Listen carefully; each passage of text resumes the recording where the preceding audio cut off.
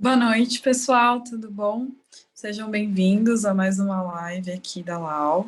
Eu quero agradecer a presença de todos, eu quero pedir desculpa também pelo atraso, a gente teve uns probleminhas técnicos com o Simpla, acontece, a gente vai conseguir melhorar isso com o tempo, é a nossa primeira vez usando o Simpla, então a gente está um pouco confuso ainda com isso, então a gente pede perdão pelo atraso. É com muito, muito prazer que eu apresento o professor Cristiano Guiar. Ele é um professor fenomenal, a gente tem, assim, muito o que falar sobre ele, só coisa boa, não só nas aulas, mas como no trabalho dele. O professor Cristiano Guiar, ele não só está como doutor e professor no Mackenzie, ele também é escritor. Uma obra fenomenal que, gente, vocês precisam ler. E a gente convidou ele para falar um pouco sobre as influências da literatura canônica, da literatura clássica, na literatura contemporânea hoje. Então a gente está muito animado porque não só ele vai ter a perspectiva de um professor doutor, né, que trata sobre literatura, mas também de um escritor. Então eu estou muito animada, agradeço muito todo mundo que está presente e principalmente o Cris, que aceitou falar com a gente hoje. E vamos que vamos. Eu, de novo, peço desculpas pelo atraso. E, Cris, quando você quiser, por favor, pode começar. Oi, pessoal, boa noite a todas e todos, né? É um prazer, né, participar desse evento, né, da Liga Acadêmica de Letras. E eu estou surpreso porque eu achava que um evento mais voltado para a nossa graduação, mas estou vendo aí alguns rostos conhecidos, né, que estão inclusive na pós-graduação, como é o caso do Daniel, ou do José Roberto, enfim. Mas é um prazer e uma alegria receber todos vocês. Eu quero dizer que eu fiquei muito, muito feliz, muito honrado, né, com o convite. Lembrando que hoje é o Dia Internacional da Língua Portuguesa, né? Então acho que é também um motivo para a gente comemorar. Bom, vamos começar então, né? Eu não sei, estou autorizado para compartilhar? Acho que o Augusto está como host. Augusto, você consegue liberar o professor, por favor? Eu estou ainda. Eu quero perguntar para vocês, em especial para a Giovana, se o som tá legal, porque eu estou com a janela um pouquinho aberta e está um pouquinho com o som da rua. Não sei se está aparecendo para vocês. Senão eu fecho tudo. Eu fecho a janela toda. Tá perfeito, Ah, não, professor. porque senão eu vou morrer de calor, por incrível que pareça. Se eu fechar a janela, eu vou ficar com um calor, né, e sem ar, né? Então tá ótimo. Mas qualquer problema da rua, lá fora, vocês me falam, e aí a gente dá uma pausa e a gente... já dá para compartilhar, né? Só um momentinho, só um segundinho, deixa eu colocar aqui no modo de apresentação. Só um instante. Mais um segundo. Opa, aqui tá. Giovana, tá aparecendo o PowerPoint? Me diga aí, você que está aí meio que conduzindo a... Tá certinho, Tá, pronto. beleza. Só uma coisa, veja se está mudando o PowerPoint. Slide, dá uma olhada aí. Peraí, só um momentinho. Mudou? Mudou, mudou. Ah, beleza, tá. Porque eu tenho tido uns problemas com o Zoom em relação a mudar ou não. Mas, enfim, então, sem mais delongas, vamos lá, né? É, é, o que eu trouxe para vocês é uma breve reflexão, não é? Talvez tenha mais uma cara de aula mesmo, ou de uma breve aula, né, do que exatamente de uma palestra mesmo. E eu acho que eu vou fechar a janela porque tem um barulho aqui de ambulância, tá um pouquinho alto para mim. Melhor. Então, a gente pensou mais ou menos, né, Giovana, uma conversa de 60 minutos, pode ser um pouco mais, claro, estou à disposição de vocês. E eu pensei, na minha fala, tomar mais ou menos 30 a 35 minutos, né, de conversa com vocês. Quando chegar ali, depois de meia hora, Giovana, ou lá para os 35 minutos, me fala aí Cristiano, faltam 5 minutos só para eu, né, me orientar, mas eu tentei planejar algo para provocar vocês, para que a gente possa debater pelo menos meia hora, ou até mais do que isso. E aí a proposta, né, da Liga Acadêmica, do nosso curso, foi pensar essa relação, né, da literatura brasileira clássica ou canônica, né, e sua influência na literatura contemporânea. Eu estou usando o título que vocês me deram. E eu fiquei pensando, nossa, mas como é que eu vou falar sobre isso? Né? É um tema amplo, é um tema instigante, me interessa muito, até porque eu trabalho bem com isso, mas qual era o recorte? E aí, conversando com a Giovana, ela me sugeriu que eu falasse um pouco também do meu livro. Então, o que eu vou fazer? Eu planejei mais ou menos uns 15 minutos para falar de algumas questões gerais sobre essa possibilidade de diálogo entre o cânone literário e a contemporaneidade. É um pouco isso, basicamente, que é o nosso tema, esse diálogo entre a literatura canônica brasileira e a literatura brasileira contemporânea. E pensei em questões gerais desses 15 minutos, e em seguida, os últimos 15 minutos ou 20 minutos, eu queria falar na perspectiva de escritor, né? Ou seja, de que maneira os cânones brasileiros influenciam a minha escrita, né? Influenciam a escrita do meu último livro de contos, que é O Gótico Nordestino, que está aqui, né? Exposto para vocês. Depois, mais para o fim da apresentação, eu volto a fazer um jabá, né? Do livro. Então, fiquem à vontade se vocês tiverem dúvidas ou quiserem fazer algum comentário. Em algum momento, talvez eu abra um pouco aqui para a gente já falar, e depois a gente vai ter um momento mesmo específico de conversa. Então, essa é um pouco a minha proposta, tá, turma? Começamos aqui com a Lígia Fagundes Telles, um pouco uma homenagem a ela, né? Ela faleceu recentemente, aos 103 anos, algo impressionante, né? E aqui, então, eu não vou falar dela especificamente, mas fica aqui pelo menos como exemplo, né? A Lígia Fagundes Telles, cujo falecimento vocês viram nas últimas semanas, né? Notícias, na imprensa, enfim, nos blogs, nas redes sociais. Ela é um exemplo de literatura contemporânea. Ela foi uma escritora contemporânea brasileira, né? A gente pode falar depois dela em algum momento. Mas, enfim, seguindo adiante, o que eu queria pensar com vocês? Eu queria que a gente pensasse um pouco, tá, pessoal, com o Antônio Cândido, com o professor Antônio Cândido. E o Antônio Cândido, ele tem uma ideia que eu acho muito interessante, que é a ideia de sistema literário. E um pouco a base teórica para a gente pensar essa relação entre literatura contemporânea, por um lado, e cânones ou cânone por outro, está ligado a essa ideia de sistema. O que o Antônio Cândido pensava sobre sistema literário?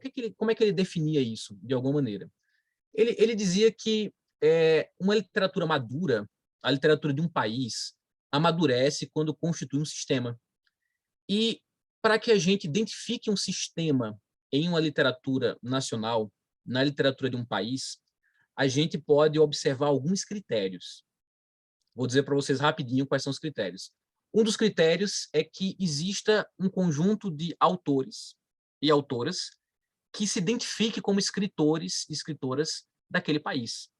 Então, é preciso que existam pessoas como, sei lá, eu, a Giovana, o Daniel, né, a Laís, a Marcela, né, a Aline, que digam, eu sou escritora brasileira, eu sou escritor brasileiro, né, eu me identifico com essa identidade, com essa profissão, né, com esse ofício.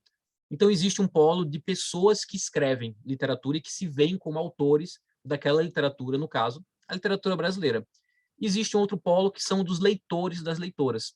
Essas pessoas, elas identificam que existe uma literatura brasileira e elas consomem e debatem essa literatura brasileira. Então, já temos dois critérios. Um critério ligado a autores e um critério ligado a receptores ou leitores. E a gente tem um último critério que é pelo menos uma língua, no mínimo uma língua, que de alguma maneira seja vista como a língua da expressão daquele país. Eu digo pelo menos uma língua porque existem países em que as línguas literárias são muitas vezes múltiplas. É o caso, por exemplo, da Índia, né? No Brasil, isso pode ser debatido, a gente pode conversar sobre isso. A gente convenciona que há uma língua literária, que é a língua portuguesa. Se isso é justo ou não, a gente pode pensar depois. Então, percebam que o Brasil, a literatura brasileira, ela é um sistema, porque ela tem escritores que se identificam como autores brasileiros, a gente tem um campo de recepção, que são leitores e leitoras, que identificam parte do que eles leem como literatura brasileira, e essa literatura é produzida por uma língua, que é a língua portuguesa, na sua variante brasileira, por exemplo. Outros critérios podem ser acrescentados. Um sistema literário, por exemplo, pessoal, ele tem elementos que garantem a sua circulação. São instituições que garantem a sua circulação. Por exemplo, o mercado, que é o mercado editorial. Um sistema educacional. Universidades que ensinam e debatem literatura, em especial, no caso, no Brasil, os cursos de letras, mas não só os cursos de letras. A literatura brasileira ela é pensada em muitos outros cursos, né, nas humanidades, principalmente. E a gente tem também, dentro desse sistema de circulação da literatura, as escolas, que para mim são o ponto fundamental. Sem um sistema escolar maduro, não é? A gente não vai ter essa circulação literária para constituir um sistema maduro e complexo, como seria o sistema da literatura brasileira. Então, de modo geral, essas são as ideias. Estou fazendo aqui um resumo muito resumido, uma paráfrase muito resumida, do que seria o sistema literário do Cândido. Para quem ficou curioso e quiser aprofundar isso, o livro para vocês lerem é esse tijolão aqui, que é o Formação da Literatura Brasileira, que é a grande obra do Cândido, né? E eu indico demais, demais. Se vocês ficaram curiosos ou curiosas, mergulhem nisso aqui, que eu tenho certeza que vai valer a pena. Dessa ideia de sistema literário, o que é que interessa para a gente, para a nossa conversa hoje à noite? Digo mais uma vez, dessa ideia de sistema literário, o que é que interessa para a gente? Interessa um outro aspecto da ideia de sistema que está aqui nessa citação do Cândido. Tá? Isso aqui que está entre aspas é um trecho do Formação da Literatura Brasileira. Vejam o que é que o Cândido diz. Quando a atividade dos escritores de um dado período se integra em tal sistema, ocorre outro elemento decisivo, a formação da continuidade literária. Queria que a gente sublinhasse isso daqui, tá, turma? Espécie de transmissão da tocha entre corredores, que assegura no tempo o movimento conjunto, definindo os lineamentos de um todo. É uma tradição. Então, se existe sistema literário na visão do Cândido, existe uma tradição da literatura brasileira. E o que é uma tradição da literatura brasileira? É exatamente esse diálogo entre o cânone e o contemporâneo. Portanto, falar de literatura clássica, falar de literatura canônica, não é necessariamente uma coisa careta ou uma coisa negativa. Pelo contrário, só existe cultura contemporânea porque essa cultura contemporânea está em intenso diálogo com o passado, está em intenso diálogo com a tradição, tá? Com a tradição literária. Cristiano, existe só uma tradição na literatura brasileira? Eu diria para vocês que existe a literatura brasileira como tradição e dentro dela existem muitas subtradições que a gente pode definir dependendo de diferentes critérios. Existe, por exemplo, uma tradição dentro da literatura brasileira de literatura escrita por autores e autoras indígenas. Existe a autoria trans na literatura brasileira, existe a tradição da literatura fantástica dentro da literatura brasileira, existe a tradição da literatura experimental. Enfim, existem vários critérios. Às vezes a gente usa o critério do texto, às vezes a gente usa o critério da época, às vezes a gente usa o critério dos dados biográficos de quem está escrevendo literatura para identificar diferentes tradições literárias dentro da literatura brasileira. Então, a literatura brasileira compõe um sistema literário, esse sistema literário compõe uma tradição, e dentro dessa tradição existem diferentes correntes, diferentes vertentes. Ok, tudo bem até aqui, tá? A gente segue adiante. Então, vejam, a conclusão, pensando com o professor Cândido, né? A conclusão que é legal para a gente, que interessa para a gente, tá? Em especial, é essa que está aqui. A nossa literatura é um sistema porque todo escritor ou escritora escreve a partir de duas tradições. A tradição da língua portuguesa, nós somos herdeiros da língua portuguesa. Eu sempre digo para os meus alunos e alunas que a gente, na Letras, a gente é guardião de uma herança. Quando eu digo guardião, não é que a gente vai ficar ali, né, deixando aquela herança cultural ficar cheia de pó. Pelo contrário, a gente vai, na verdade, animar essa tradição, dar vida a essa herança. Mas nós somos, de alguma maneira, guardiões dessa herança, somos herdeiros dessa herança. E essa herança, entre outras coisas, é a língua portuguesa e a literatura brasileira. E aqui está a principal ideia, tá, pessoal, que eu queria trazer para vocês, que eu acho que é isso que vocês queriam na provocação do convite, né, da Liga. Não há literatura contemporânea sem o cânone. Ou melhor, não há literatura brasileira contemporânea sem o cânone. Não há literatura brasileira contemporânea sem a literatura clássica brasileira. Essa é a parte, digamos, que a gente está pensando com o professor Cândido. E, Cristiano, o que é um clássico? Aqui a gente não vai conseguir, a gente pode desdobrar isso nos comentários. Existem muitas definições do que é um clássico. A gente está usando essa expressão, né? Literatura clássica, literatura canônica, enfim. Para o debate hoje, não é que esse é o único, não é que esse é o único critério, mas para o debate hoje, tá? Eu quero definir com vocês que um clássico é uma obra que, na tradição da literatura brasileira, inspira outras obras, tá? Então a gente percebe que existe um momento em que aquela obra, aquele romance, aquele poema, aquele livro de poemas, aquela crônica, ela se torna tão estabelecida no sistema literário brasileiro que ela é fonte de matéria-prima para os escritores que começam a surgir depois dela, tá? Então, um clássico para o debate que a gente está fazendo aqui, para a conversa que a gente está fazendo aqui, é uma obra que ajuda a dar origem a outras obras, nesse caso, a obras contemporâneas. Cristiano, é só isso que é um clássico? Mais uma vez, não. Esse é um conceito possível de clássico que interessa para o debate hoje, nesse viés que a gente está pensando, tá? E aí, seguindo adiante, eu queria, né, como eu falei, eu vou dividir em duas partes, né, a minha fala. E aí, turma, nessa primeira parte, que são as questões mais gerais, eu queria dar um exemplo de como a gente tem esse diálogo entre uma tradição ou uma subtradição, né, uma das vertentes da literatura brasileira e os clássicos, para em seguida eu falar um pouco como isso funciona em relação ao meu livro, né, o Gótico Nordestino. Então vejam que a gente tem hoje um debate muito importante, tá, turma, na literatura contemporânea sobre identidade. Se vocês me perguntassem, Cristiano, qual é uma característica fundamental para a gente pensar uma ideia de literatura contemporânea brasileira, eu diria para vocês, não é possível começar a falar sobre literatura contemporânea no Brasil sem falar sobre o debate em relação a identidades. Identidades é uma palavra-chave para a gente entender a produção da literatura brasileira nas últimas décadas. E só lembrando para vocês, né, o que é também literatura contemporânea? O que é literatura contemporânea? Literatura contemporânea é aquela literatura que surge quando, digamos, a maré do modernismo vai entrando em decadência, vai hibernando. À medida que os escritores modernistas eles publicam as suas principais obras, né, a gente vai ver que novas gerações após esses modernistas trazem uma literatura que é influenciada pelo modernismo, olha aí, o contemporâneo com a tradição, mas já é diferente da literatura de um Drummond, de uma Cecília Meirelles ou de um Guimarães Rosa.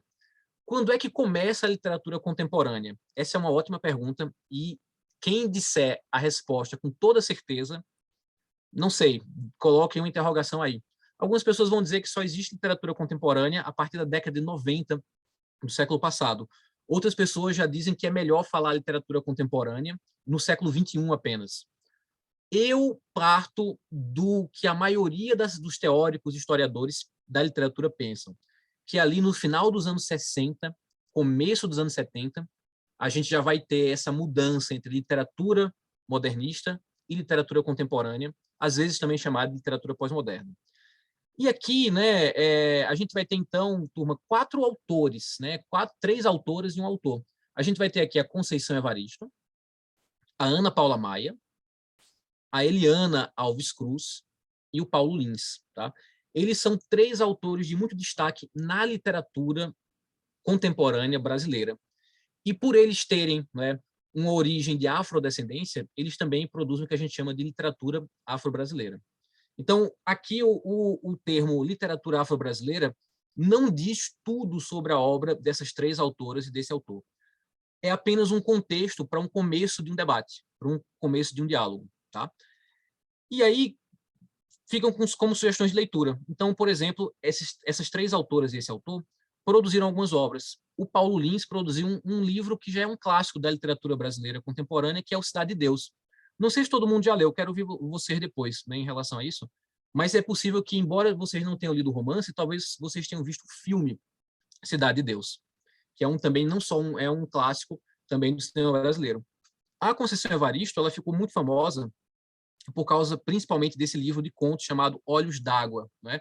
E a Eliana Alves Cruz é uma autora que está sendo conhecida muito mais agora.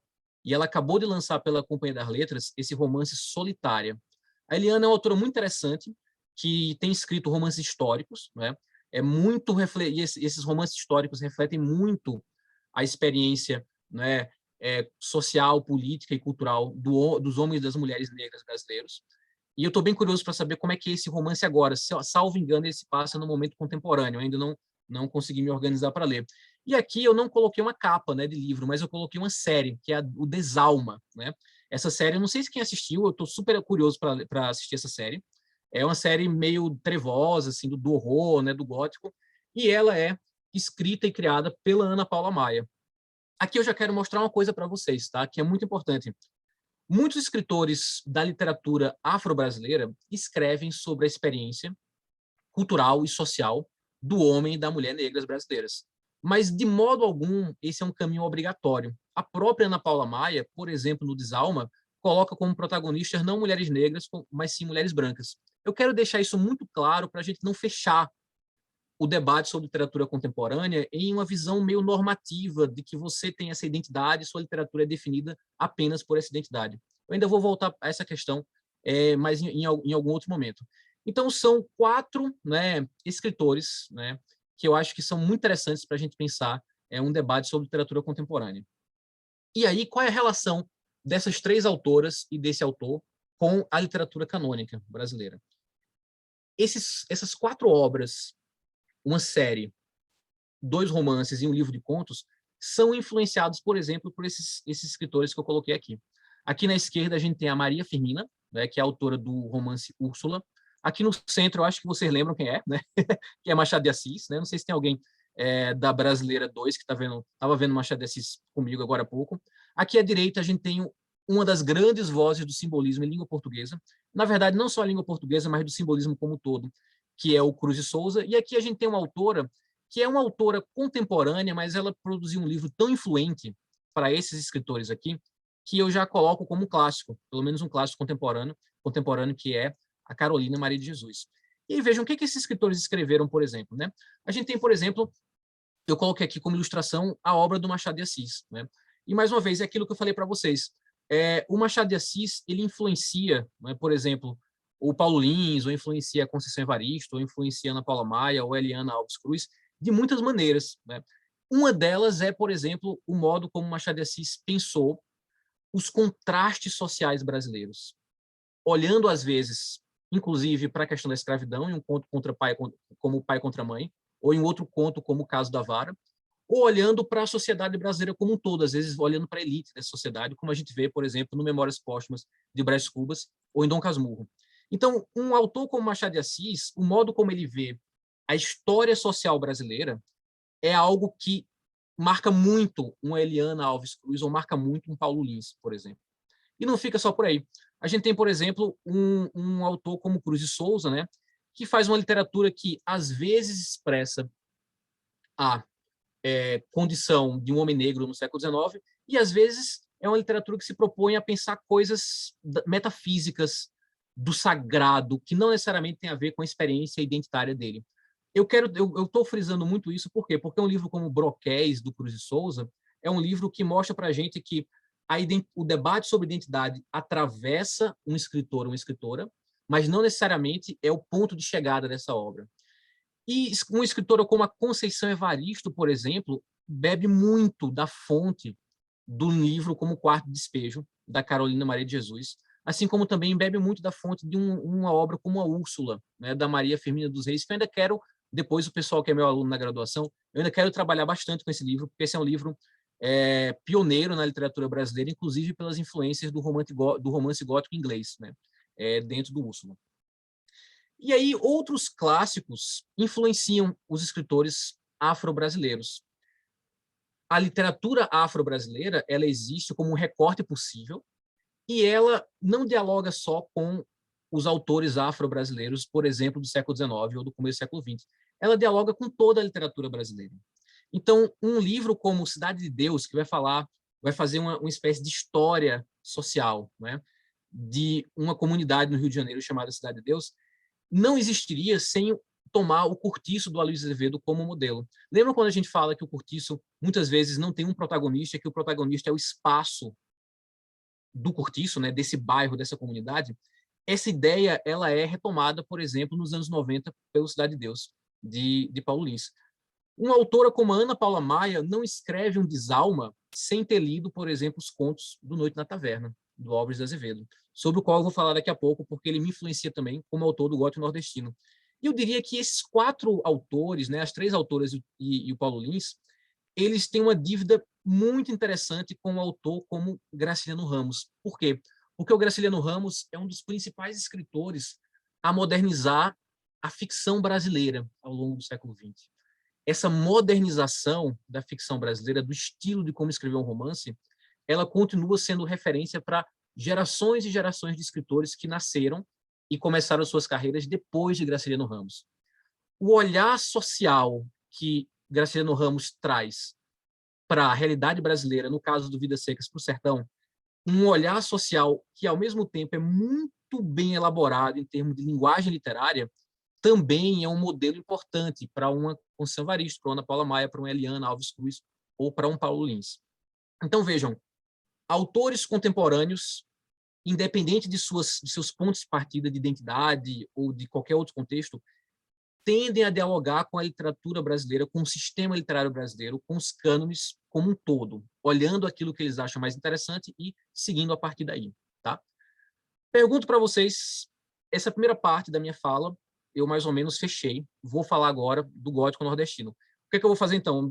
Tiro a gravata da BNT, de alguma maneira, a gravata do professor, né? E volto agora, sei lá, a capa preta do autor, né, de ficção. Mas eu pergunto para vocês se antes da gente chegar no gótico nordestino, se vocês já queriam fazer algum tipo de comentário ou alguma observação ou tirar alguma dúvida, já que eu queria dar mais essa pegada mesmo de sala de aula para o que a gente está fazendo. Eu não estou conseguindo ver os comentários, não sei se tem alguma coisa nos comentários também que já apareceu. Querem fazer alguma pergunta ou alguma observação ou eu sigo adiante?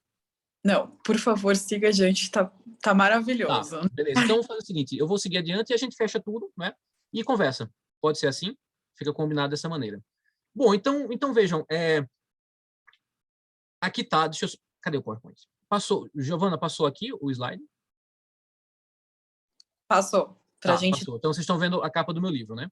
Isso.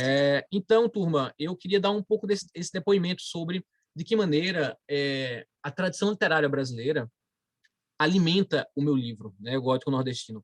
Isso é algo que eu tenho falado muito, assim, em eventos que vão começando a acontecer sobre o meu livro, ou em entrevistas. Eu vejo o meu livro como um livro de literatura fantástica brasileira.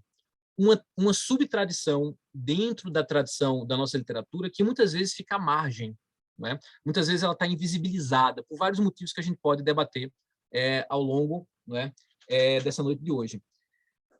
E eu acho que, embora exista influência da literatura de língua inglesa no meu livro, existe influência de séries de TV, até mesmo de games, tem um dos Contos da Onça que tem um pouco a influência do Resident Evil, por exemplo.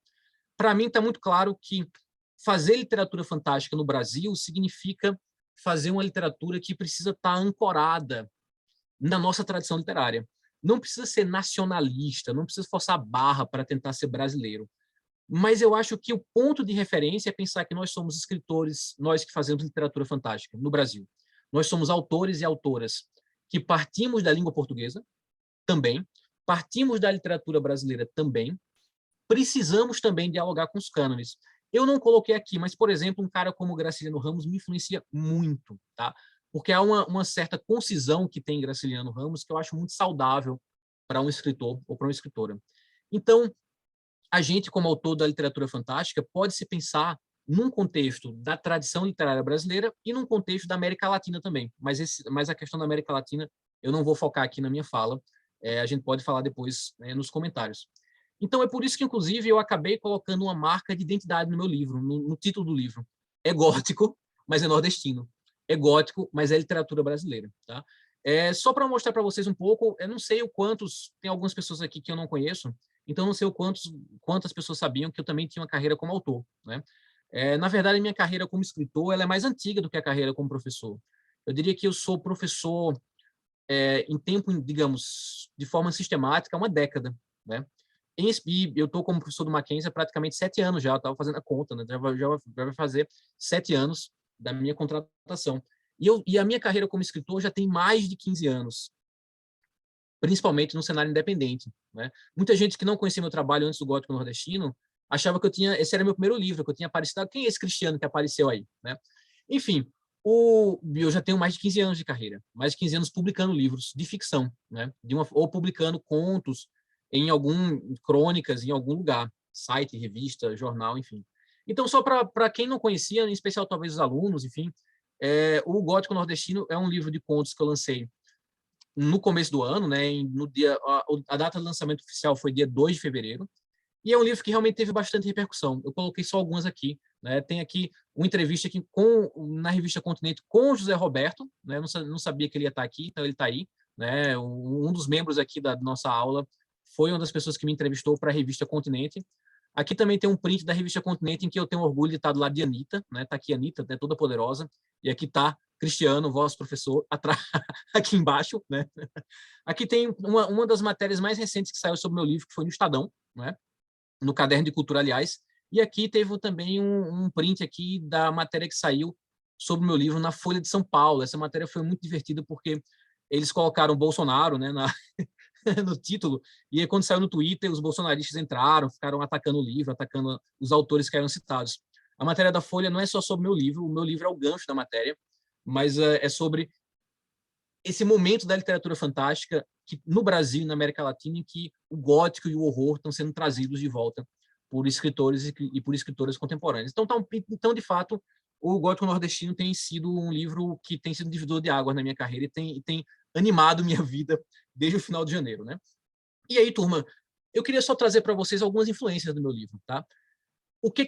A pergunta é, o que eu aprendi com os clássicos brasileiros na hora de escrever Gótico Nordestino? Eu aprendi, por exemplo, a fazer um livro de contos que tivesse uma atmosfera que desse uma unidade para o livro. Eu aprendo isso com vários autores, mas principalmente com esse livro, Noite na Taverna, tá? Do Álvares de Azevedo, que é um dos nossos exemplares do nosso romantismo, em especial um dos autores que é mais no romantismo influenciado pela estética gótica europeia.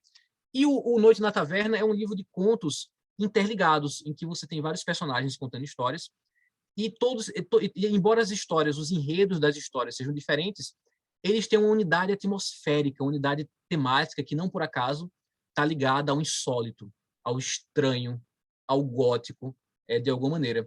Então, quando eu escrevi o Gótico Nordestino, no momento que eu tive noção de que eu estava escrevendo um livro que tinha muita influência do gótico, da literatura fantástica e do terror, eu pensei, olha, eu queria um livro que fosse na pegada do Noite na Taverna, que tivesse uma certa... As histórias são diferentes, os personagens não se repetem, mas que ele tivesse uma certa vibe, uma certa energia que unificasse o livro de alguma maneira.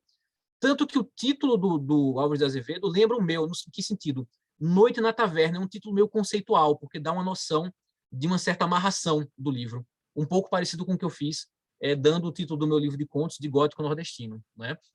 Então, o Noite na Taverna me fortalece na ideia de que, olha, ali no romantismo, uma das principais vozes do romantismo fez já mais de 100 anos antes de mim algo que eu estou querendo fazer. Então, essa relação do autor contemporâneo com o cânone, ela é muito importante porque o autor contemporâneo, ele constantemente está olhando para a tradição, ele está olhando para os cânones e está pensando, olha, eu estou querendo fazer isso, mas eu estou querendo me sentir mais seguro do caminho de fazer isso dentro da literatura brasileira. Como é que eu faço? Eu olho, por exemplo, por Álvares de Azevedo. Tá? Então, esse é o primeiro exemplo.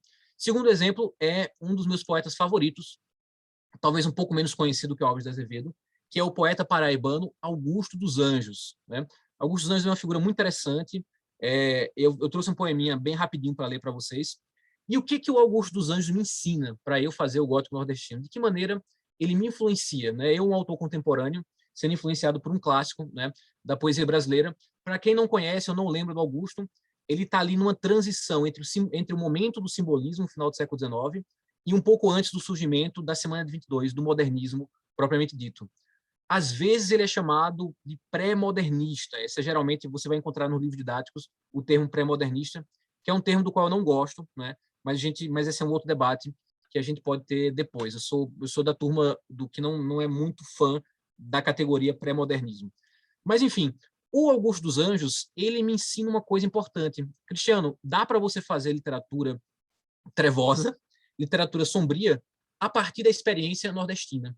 Por quê? Porque ele é um poeta paraibano e ele escreve uma poesia, por exemplo, influenciada, entre outras coisas, pelo Flores do Mal, do poeta francês Charles Baudelaire. E ele mistura isso com um pouquinho de cientificismo, com influência do simbolismo. Ele me lembra muito Cruz de Souza. Eu estava relendo Cruz de Souza e pensando esses dias e pensando muito no Augusto dos Anjos. Então, ao longo do lançamento, das entrevistas que eu dei sobre o gótico nordestino, vinha muito essa pergunta: Cristiano, você vem de um lugar que faz sol, que tem praia. Como assim você fez um livro que tem influência do gótico? E eu falava muitas vezes, pego Augusto dos Anjos, o cara fez isso 100 anos antes do que eu, na poesia, por exemplo.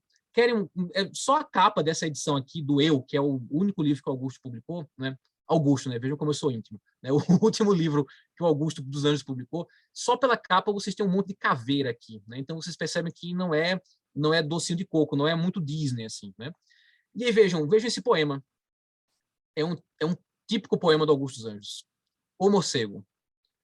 Vou só ler e não vou interpretar o poema, porque ele é muito mais ilustrativo disso que eu estou tentando fazer, que são essas conexões. Meia-noite, ao meu quarto me recolho. Meu Deus, e este morcego? E agora, vede, na bruta ardência orgânica da sede, morde-me a goela e guinho escaldante molho. Vou mandar levantar outra parede. Digo, ergo-me a tremer. Fecho o ferrolho e olho o teto. E vejo ainda igual a um olho, circularmente sobre a minha rede. Isso aqui é sensacional. Vejam, qual é o poeta na Europa que vai observar um morcego vampiro deitado numa rede? Estar deitado numa rede é uma experiência tipicamente brasileira, e eu digo mais, tipicamente nordestina. A primeira coisa que eu fiz quando eu me mudei agora foi arrumar um lugar para pendurar minha rede. Né? Eu estava morando num outro apartamento em que eu não tinha varanda, então eu ficava carente de ficar me balançando na rede. Então, veja, é muito interessante isso, né? Pego de um pau, esforços faço, chego a tocá-lo, minha alma se concentra. Que ventre produziu tão feio parto? A consciência humana, este morcego, por mais que a gente faça à noite, ele entra imperceptivelmente em nosso quarto. Então, veja, Augusto me ensina, a poesia de Augusto dos Anjos me ensina a ser nordestino e falar do morcego. A ser nordestino e falar do morcego, mas falar também de uma dimensão psicológica do terror. Aqui, o morcego é uma projeção dos tormentos psicológicos do Augusto dos Anjos, ou melhor, do eu lírico, né, que fala no poema, não Augusto dos Anjos, mas o eu lírico que fala no poema. E por fim, para fechar, para sair dessa coisa soturna, um livro que é fundamental para a minha escrita é Laços de Família, da Clarice Lispector. Eu sou muito fã da Clarice, embora hoje em dia eu goste bem mais dos contos do que dos romances da Clarice. E a Clarice Lispector, ela me influencia desde sempre, a ponto de um dos livros, um dos contos do gótico nordestino, chamado Ana e seus Insetos, ser uma reescritura de um dos contos do Laço de Família, chamado Amor. Então, um dos contos aqui homenageia um dos contos do Amor. Isso é uma forma, inclusive, muito frequente de um modo como os escritores contemporâneos dialogam com os cânones. Um autor, uma autora, muitas vezes pega um romance, Dom Casmurro, e reescreve, atualizando Dom Casmurro para o mundo contemporâneo. Eu fiz um pouco isso. Eu peguei o conto Amor, da Clarice, usei como modelo. Inclusive, a protagonista do meu conto tem o mesmo nome da protagonista do conto Amor, da Clarice. E eu reescrevi, colocando uma história muito parecida dentro de um apartamento no centro de Recife durante a pandemia da Covid-19. Né? Então, o Laço de Família, por exemplo, me deu um modelo. E nesse caso aqui, a matéria-prima é no sentido literal. Eu estou usando, de fato, o conto dela como matéria-prima. Mas a Clarice, ela é uma escritora modernista. E existem duas coisas que a literatura modernista utiliza muito na prosa de ficção que me influenciam bastante, tá? Que são, primeiro, o uso do discurso indireto livre. Lembra o que é isso, né? Você está ali, narrador em terceira pessoa, e aí esse narrador está contando uma história e, de repente, entra a voz do personagem invadindo, sem aviso nenhum, aquela narração em terceira pessoa. Eu sempre digo para vocês que é como, sabe aquela experiência, você está dirigindo, você está no busão, e aí você passa por um lugar, você está ouvindo uma rádio, né? E aí você passa por um lugar e uma outra rádio entra, invadindo a rádio que você está ouvindo. Isso é o discurso indireto livre na literatura. É quando a voz do personagem, ou o estado emocional do personagem entra na narração, né? Então, eu uso muito o discurso indireto livre no gótico nordestino. Eu uso tanto que, às vezes, algumas pessoas até criticaram, né? E o uso do discurso indireto livre não é inventado pelo modernismo, mas ele é muito forte na prosa modernista, que é uma prosa que me influencia muito. Além disso, eu uso muito o elemento das epifanias. Eu usava mais isso no meu livro anterior, que é Na Outra Margem do Leviatã, né, que eu lancei em 2018 pela editora Loto 42, mas as epifanias continuam a aparecer aqui no gótico nordestino, que é aquele momento, né, só lembrando para vocês, em que uma personagem tem um gatilho, usando uma expressão meio contemporânea, principalmente de vocês. E esse gatilho faz com que essa personagem tenha uma súbita compreensão de si, da vida ou até do universo, por exemplo. Então, vejam que, embora Clarice não tenha escrito contos góticos ou contos de terror, por exemplo, ela tem alguns elementos do modo como ela escreve influenciam um autor como eu, que faz uma coisa diferente da dela, mas que de alguma maneira está próxima também. Turma, é isso que eu queria trazer para vocês, tá? E aí eu encerro aqui agora, espero que não tenha sido muito entediante para vocês, e deixo para o debate agora, acho que a gente tem um tempinho ainda, né, Giovana? Estou à disposição de vocês para a gente conversar um pouco agora também. Professor, muito obrigada por essa apresentação maravilhosa, é muito enriquecedora, tanto começando do Cândido até as autorias afro-brasileiras que Começou bem com Cândido, decaiu quando chegou no meu livro, mas tudo bem. a gente não tem dúvida que sobra logo mais o seu cânone também. A gente vai te chamar para falar como que foi, como que é daqui a uns anos dessa visão. E eu achei muito interessante, um comentário super à parte, mas realmente, né, a Clarice super poderia ser horror, né? Na hora que a mulher come a barata e tem aquela epifania, isso daí poderia ser um conto de horror, mas tão para mim ainda é um pouco, né? Eu não sei se você não está dizendo isso, mas eu não sei se a Clarice seria horror, né? Mas ela tem alguns momentos em que ela leva os personagens para o limite, e isso é parecido com o que o horror faz às vezes, né? Então eu entendo perfeitamente. Essa cena que você descreveu da Paixão Segundo de H, dependendo de se fosse outro autor, levaria para um outro lugar, né? Exato, ela coloca os personagens nos lugares que se fosse um outro autor, se fosse a Mariana Henriques fazendo essa cena, já foi, Perfeito. já. Exato, exatamente.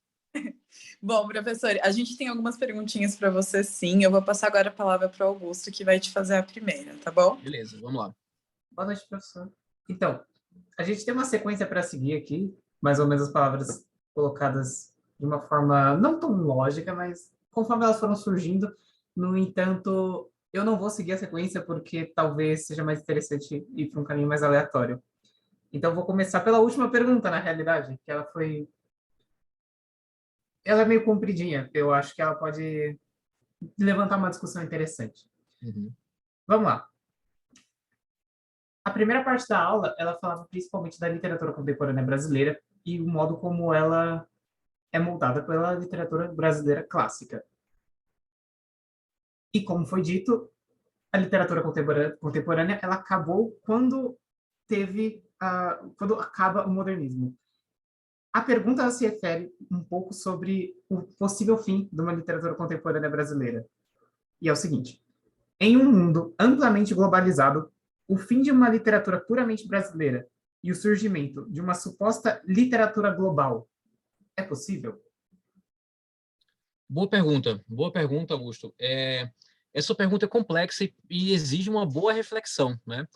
Eu acho muito difícil a gente ter uma ideia de literatura global, como se fosse uma literatura só, para que englobasse todos os países, porque as diferenças culturais, históricas, identitárias e a própria língua, né? Elas são muito diferentes entre si e essas identidades todas elas são muito fortes entre si.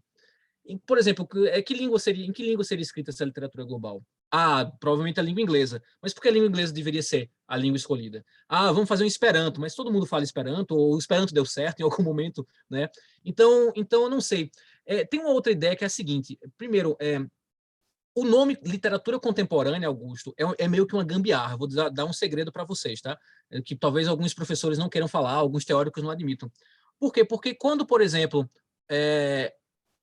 a gente tem, sei lá, quando Mário de Andrade, vou dar um exemplo, vamos para o modernismo, quando Mário de Andrade publica Macunaíma, pela primeira vez, ele é, Augusto, literatura contemporânea naquele momento, porque é aquela literatura nova, que acabou de surgir e que ainda não foi sistematizada de alguma maneira. Então, na verdade, para aquelas e para aqueles de vocês que querem pesquisar literatura contemporânea, o desafio é grande. Por quê? Porque, por exemplo, eu vou ser especialista, Augusto vai ser especialista no barroco. Sei lá, você gosta do barroco, estou só supondo. Augusto vai ser especialista no barroco. A gente mais ou menos sabe onde o barroco começa e termina, tá? Claro que novas pesquisas levantam aquele autor, aquela escritora ali que a gente não lembrava e agora a gente vai inseri-la no barroco. Mas a gente mais ou menos tem uma noção dos limites, das fronteiras do barroco, certo? A literatura contemporânea é tudo que vai aparecendo depois do modernismo, né? Para você ter uma ideia, eu vou ser jurado de um prêmio literário esse ano. Esse ano, e é um prêmio literário de obras contemporâneas, publicadas, tá, Augusto? publicadas no Brasil, em África e em Portugal. São 2.500 obras inscritas. 2.500 obras inscritas. Essas obras foram publicadas apenas em 2021.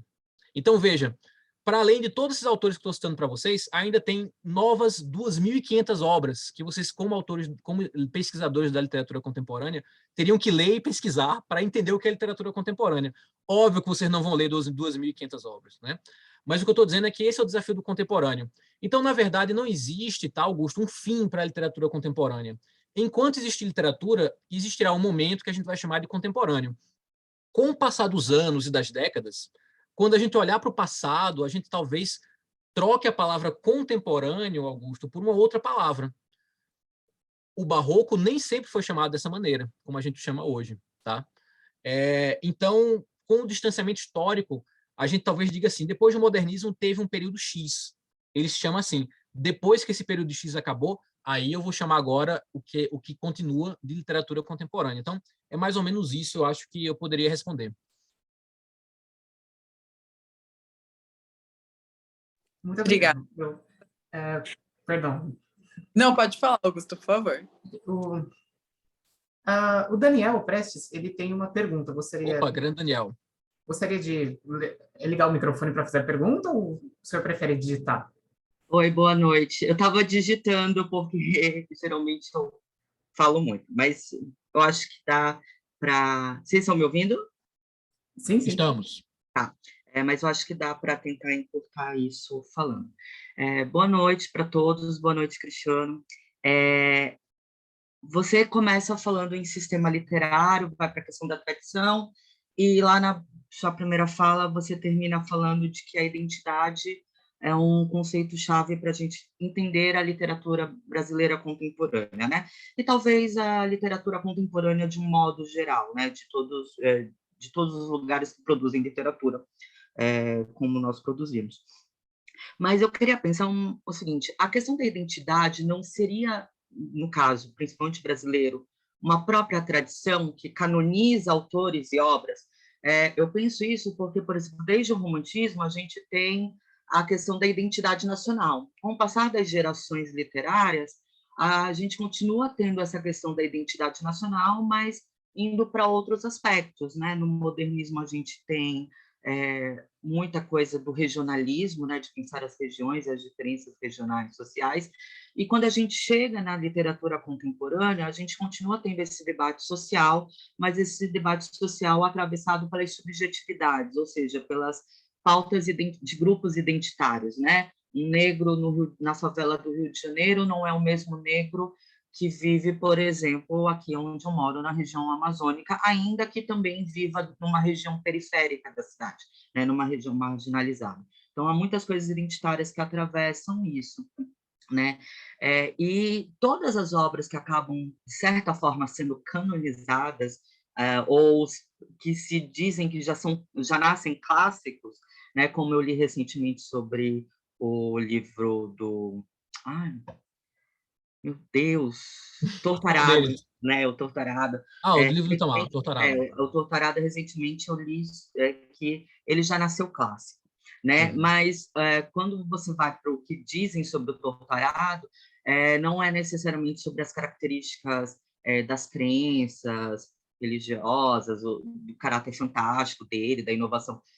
Ele é atrelado à figura do Guimarães Rosa, e não só a figura do Guimarães Rosa, mas a figura do Guimarães Rosa e da tradição que se fala de um Brasil profundo, algo que me surpreendeu em relação ao seu livro, né? E já vamos pegar o gancho do seu livro, porque muitos disseram que o seu livro, Gótico Nordestino, ele trabalha com regionalismo e com essa ideia de Brasil profundo, sendo que alguns contos eles são colocados dentro da capital, né? Dentro de um apartamento de luxo, que eu não sei aonde isso é Brasil profundo, um apartamento de luxo numa capital, mas, enfim, a crítica literária, principalmente, sempre vai pensar dentro de uma tradição, que é uma tradição que canoniza, né? Que é uma questão de pensar todos os aspectos da obra dentro de uma identidade, mas dentro de uma identidade que seja nacional e que seja brasileira, que vai de encontro ao que o próprio Cândido diz sobre o sistema literário.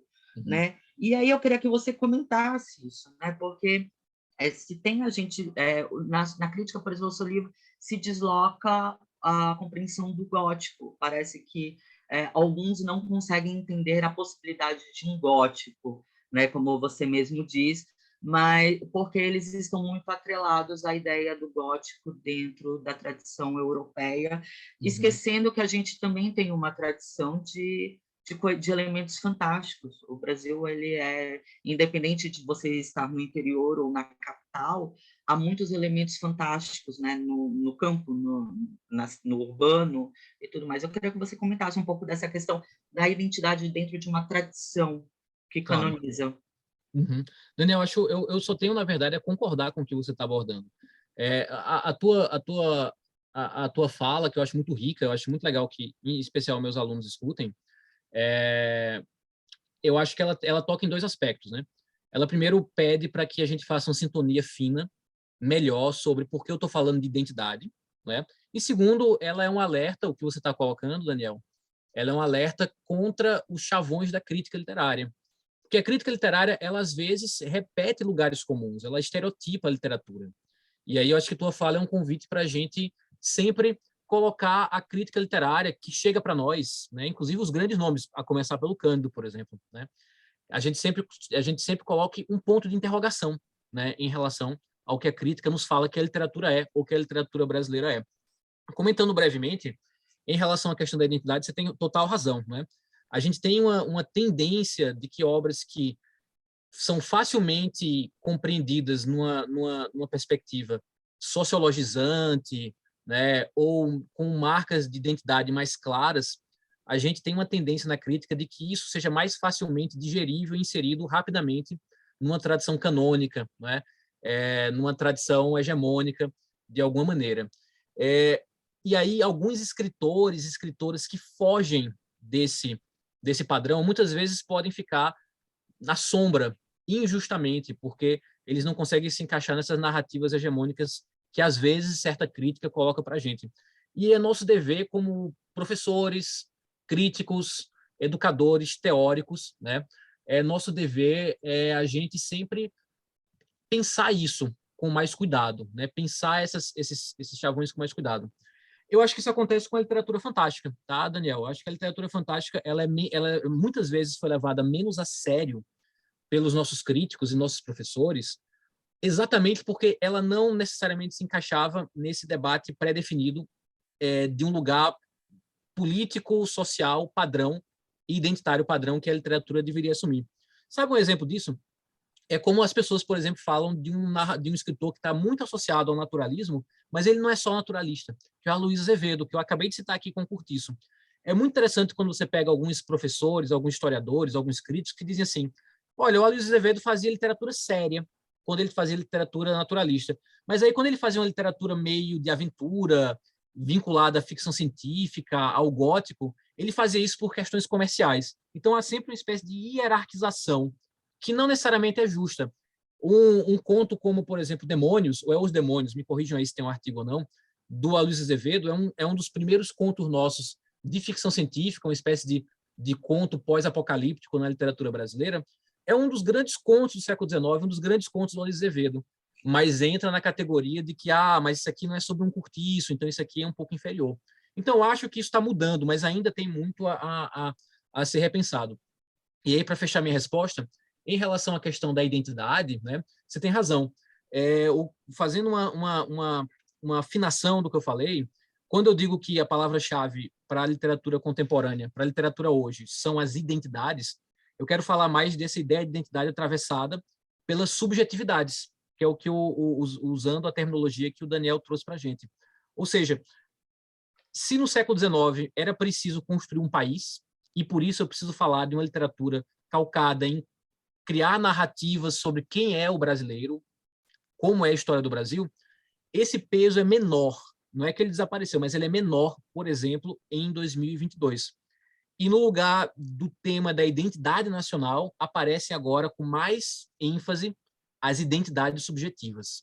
A questão da raça, a questão da sexualidade, questão de gênero, questão regional, questão da imigração, né, que eu acho que ainda é um ponto aí que ainda vai aparecer muito na literatura contemporânea mais adiante, né? Então, acho que se eu pudesse comentar, Daniel, acho que seria isso, mas é muito, muito rico. E o Daniel escreveu sobre o meu livro, sobre o gótico nordestino, e é um dos poucos textos sobre o meu livro que tenta desmontar essa questão do Brasil profundo, do regional, que às vezes já foi colocado em relação aos meus pontos.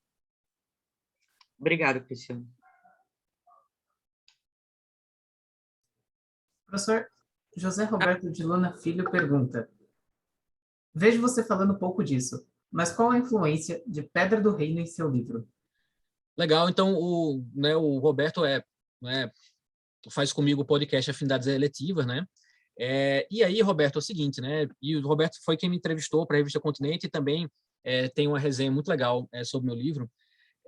O Pedra do Reino, para quem não lembra ou para quem não conhece, é um romance escrito pelo paraibano Ariano Suassuna, que vocês conhecem muito mais como autor do romance, da peça de teatro Alto da Compadecida, né? Que aí você sempre conhece, todo mundo já viu, quando vão ter aula comigo, alguém já viu o Alto da Compadecida no YouTube. E aí, Roberto, o Pedra do Reino, né, ele me influencia no sentido de pensar que eu posso falar do Nordeste e eu posso falar do Brasil através da imaginação, tá? O Pedra do Reino eu vejo como um romance que é um grande elogio à imaginação. O Nordeste do Quaderna, que é o narrador da Pedra do Reino, é um Nordeste que só existe na cabeça dele. Assim como o Nordeste de gótico nordestino só existe aqui. Eu digo sempre, olha, se você quer pegar meu livro como um guia de turismo da Paraíba e de Pernambuco, você vai quebrar a cara, porque esse Nordeste que está aqui não existe. Ele é um Nordeste literário. E o Ariano Suassuna, em especial na Pedra do Reino, ele me ensina isso, me ensina que falar de uma região, ter um senso de um lugar, pode ser muito atravessado por uma grande capacidade imaginativa. Ou seja, região sudestina, nordestina e imaginação não são inimigas. Eu não preciso falar de uma região apenas pelos códigos do realismo. Eu posso falar de uma região pelos códigos da imaginação, né? E todo o Nordeste que o Quaderno na Pedra do Rei nos apresenta é um Nordeste que é filtrado pelo mundo imaginário que ele propõe para a gente. E também na Pedra do Reino, Roberto, existe uma ideia de que para eu falar do Nordeste, para eu falar do Brasil, eu preciso conversar com outras coisas, como, por exemplo, pensar a Idade Média. Então, o Ariano Suassuna, no Pedra do Reino, convida a Idade Média para recriar, através da imaginação da literatura, esse Brasil profundo, entre aspas, né? Esse Brasil nordestino que aparece no romance. Então, entre outras coisas, está aqui um pouco a influência do Pedra do Reino, que é um romance que eu acho fascinante e que eu indico demais para vocês. Deixa eu mostrar para vocês. Ele está aqui. Eu tenho uma coleção de Pedras do Reino, inclusive o Ariano autografou para mim, né? E aqui está uma das edições mais recentes. Então, veja, só por essa capa aqui, você já vê que é um Nordeste, é um Brasil que está em outro lugar, que não é um lugar realista, naturalista e por aí vai. Mais uma pergunta, dessa vez do Bruno Barbosa. Cristiano, lendo seu livro, encontrei ecos de Lígia Fagundes Telles. Ela o influenciou ou foi coincidência? Bruno, isso é uma pergunta muito interessante, porque eu não vejo, tirando um livro específico, eu não vejo tanta influência da Lígia no meu trabalho, mas várias pessoas têm me apontado isso, tá? Tem falado para mim, olha, eu estou vendo a Lígia aí nos teus contos. Eu não sou, Bruno, um leitor assim frequente da obra da Lígia Fagundes Telles. Eu estou querendo, inclusive, preencher essa lacuna logo, logo. Eu, por exemplo, nunca li nenhum dos romances dela. Eu já li os contos, né? Vários contos dela. Mas sim, Bruno, existe um livro que é referência para mim, é referência para o gótico nordestino, que chama-se Mistérios. É uma antologia que foi feita pela editora Rocco, ela não existe mais essa antologia dessa forma, que compilou todos os contos fantásticos ou insólitos da Lígia Fagundes Telles num volume só. É um livro que eu guardo com muito carinho, mas eu não estou achando, então eu não guardo com tanto carinho assim, porque eu acho que eu perdi. Mas ele é um livro, se ele existir ainda na minha biblioteca, ele é um dos livros que eu carrego comigo desde a época da escola, tá? Então, também, lembra que eu falei, o Álvares de Azevedo me ensinou aqui que o gótico é possível, né? O Augusto, o Mistérios me ensinou isso na literatura contemporânea.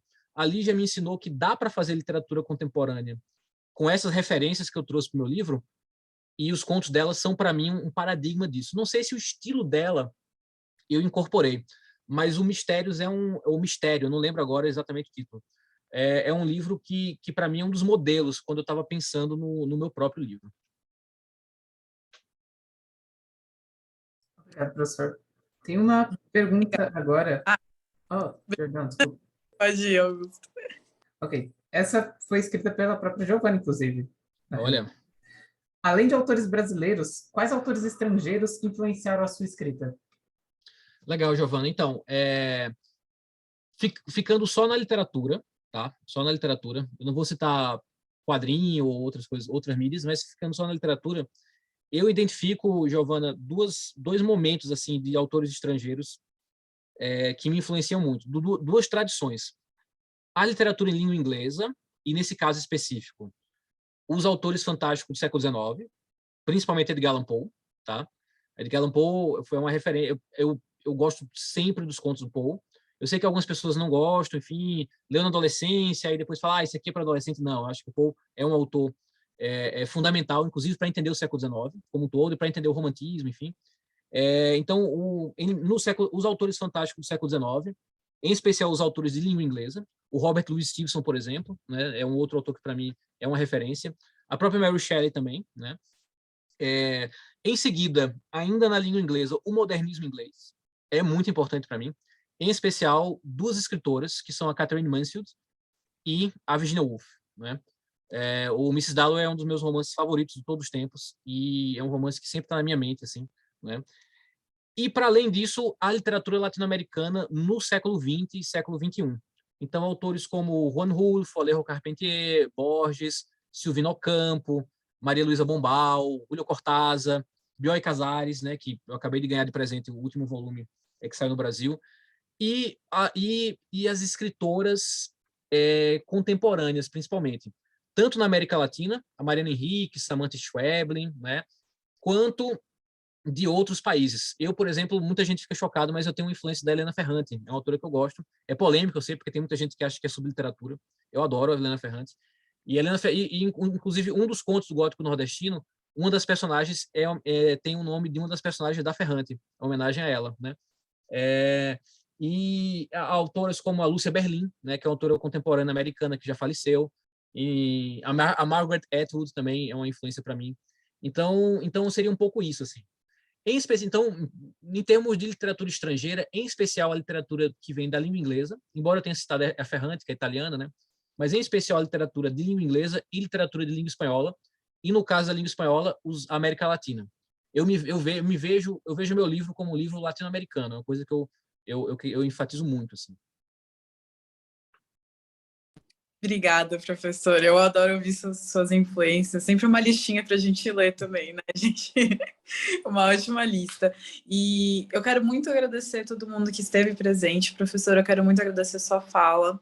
Eu também amei as perguntas que foram colocadas, sem ser a minha era só por curiosidade, mas as perguntas que foram colocadas aqui também geraram uma discussão muito interessante. Então, agradeço a todo mundo também que participou disso. E eu preciso avisar os colegas que são do Mackenzie, para, por favor, esperar chegar o certificado dessa palestra para vocês, que vai chegar, daí vocês vão colocar esse certificado no tier de vocês, tá? No mesmo processo. E é isso, professor. A gente te agradece muito, a Liga te agradece muito, foi muito bom ter você aqui, sempre né? Você está com a Liga agora faz um tempo. Eu vi a Liga nascer, né? Eu vi a Liga nascer, literalmente. A gente viu, né, professor? A gente viu.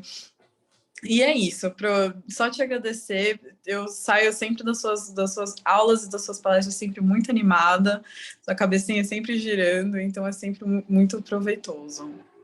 Legal, pessoal. Então, eu dou uma boa noite a todos e todos, super disposição, tá? E quem quiser depois conversar comigo sobre o livro, tá aqui, novo jabá, ó. Quem sabe, quem se anima aí, tá bom? Para comprar ou ler, pegar emprestado. Um beijo para todo mundo. E comprem o livro, porque é muito bom mesmo. Com toda certeza. Muito boa noite.